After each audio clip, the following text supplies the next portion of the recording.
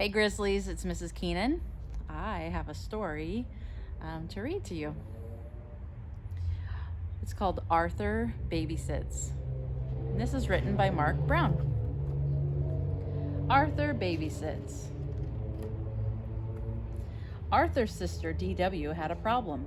The Tibble twins were visiting again, and they're driving me crazy, she said. They're everywhere I go. Oh, they can't be that bad, said Arthur. How would you know, said D.W. Later that afternoon, Arthur and D.W. took Kate for a walk. Look, shouted the Tibble twins, there's D.W. Oh no, said D.W. Quick, let's hide. Miss Tibble looked around, worried. I'm in a terrible pickle, she said. I need a sitter for my grandsons tonight, and I can't find one anywhere. Arthur can do it, said D.W. He babysits me all the time.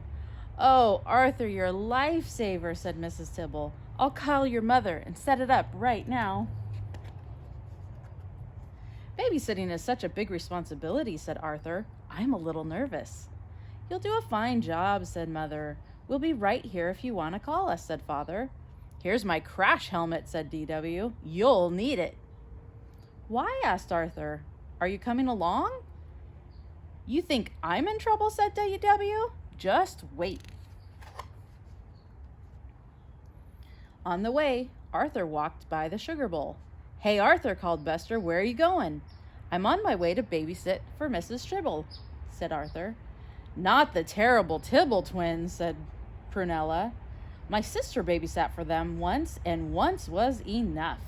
You can always back out, said Buster, while you're still alive. Don't worry, said Francine. It'll be just like babysitting D.W. and baby Kate.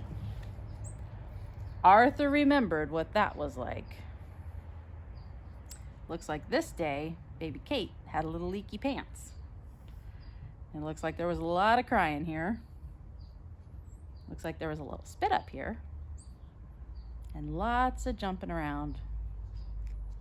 Now he was really worried. Miss Tibble was waiting for Arthur. I'm so glad you're here, she said, and so are the twins. This is little Tommy in red and Timmy's in blue. Almost bedtime, darlings. I'll be back soon. Very soon, I hope, said Arthur. Nighty-night, Grammy, said the twins sweetly. She's gone, screamed the twins. Playtime! Bang, bang, bang. No, bedtime, said Arthur. We're not sleepy, said Timmy. The phone rang. It was D.W. I called with some advice, she said. Calm them down with a quiet game, like cards. Thanks, said Arthur. Bye. How about a nice quiet game of cards, said Arthur. Great, said the twins. We know a really good card game, said Tommy. 52 card pickup, they screamed.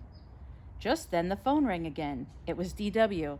Sounds like they're out of control, she said. You need to show them who's boss. Thanks a lot, said Arthur. Let's play cowboys, said Tommy. I'll be the sheriff, said Arthur, because I'm the boss. And we'll be the bad guys, said Timmy. The next time the phone rang, Timmy answered it. Arthur can't come to the phone right now, he said. He's all tied up. Boy, was he. Time for hide and seek, called Tommy. You'll never find us. When Arthur finally got loose, he searched and searched. If I can't find them soon, he thought, I'll be in big trouble. He looked in the bathtub.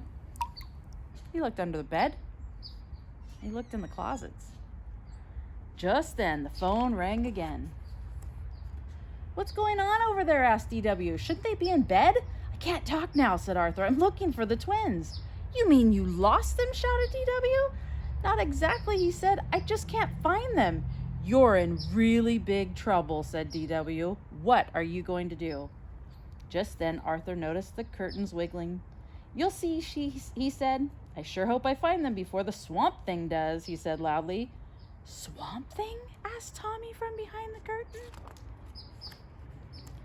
Yes, the one that comes out at night, just like tonight, Arthur said. Sit down and I'll tell you about it. Arthur used his spookiest voice. Once, in a dark, spooky swamp, there lived a horrible, big, slimy, stinky green swamp thing, he began. You mean like a monster? Tommy asked meekly. Exactly, said Arthur, with long, sharp teeth. And the swamp thing realized it was very, very hungry, said Arthur. It left the swamp in search for dinner. What did it like to eat? Timmy asked in a shaky voice. Boys, said Arthur, especially twin boys. The twins moved closer to Arthur.